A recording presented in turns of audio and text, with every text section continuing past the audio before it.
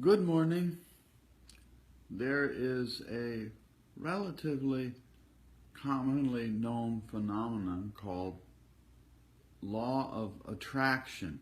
There's books out on it, there's videos on it. We see comments about it regularly on internet. People post about it on Facebook. That basically has to do with using meditation techniques, so-called, to procure more physical goods, objects, belongings, money in the external world.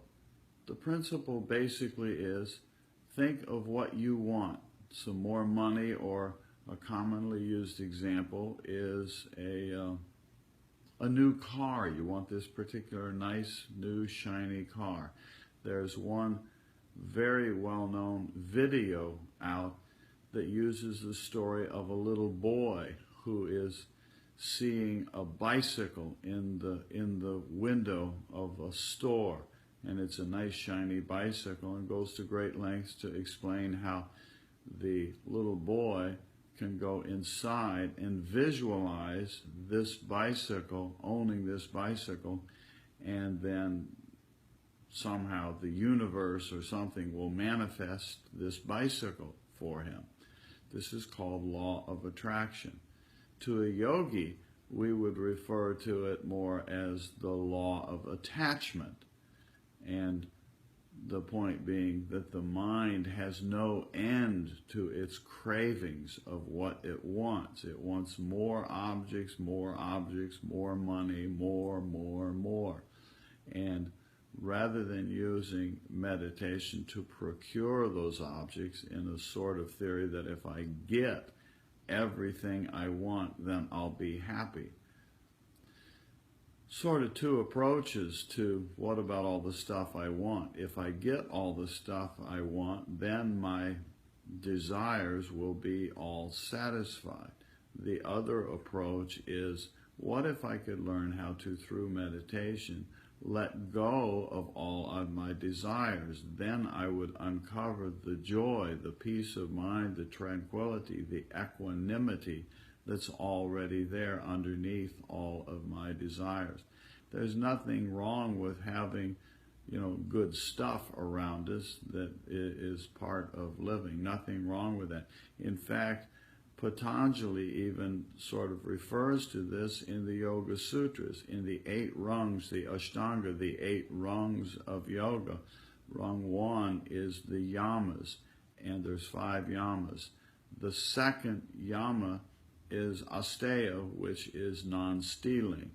Noting that the habit of the mind, you're at your friend's house, you're out in public, and mind has an inclination to see some nice shiny object that it likes, that it wants to have, and there's a tendency in our minds, a natural tendency, to want to take that away from the other person. There it is, I want it. It doesn't mean that we're all thieves running around shoplifting from the stores. It doesn't mean that.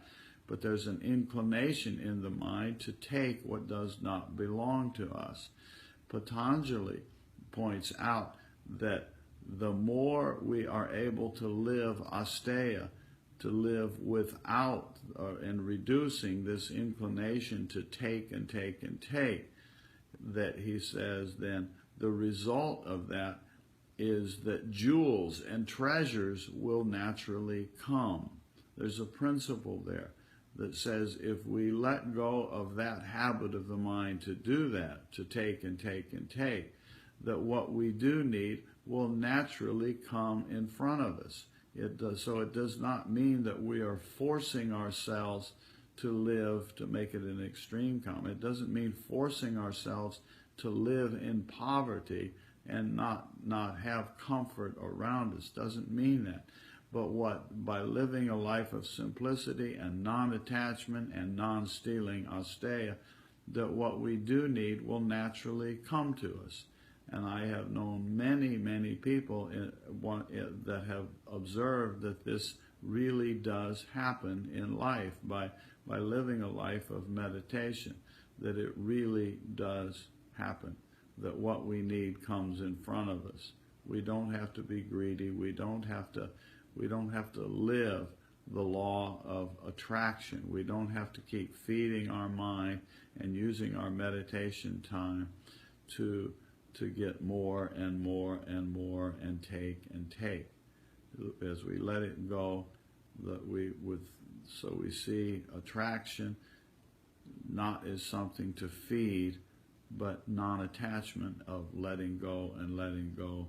And what we need comes around us. So just a reminder today, allow yourself to be aware of your mind's inclination to want to take and take and take. And of course, let it go. Do your meditations for the purpose of awakening to Atman, the pure consciousness, the center of consciousness, where we will find the pre-existing joy. We don't have to fall into the modern, sometimes called New Age, habit of using meditation practices which are for self-realization and enlightenment, etc. We don't use those techniques to feed our desires, okay? And enjoy having what comes. Enjoy the pleasures of life and the comforts. And the joy is within. So thank you for visiting this morning. Have a wonderful day. Have a wonderful, wonderful, peaceful next meditation. And remember, everything that is needed that we want really comes from Om. Om is what it's all about. Om Tat Sat. Om Tat Sat. Thank you for visiting. Bye-bye.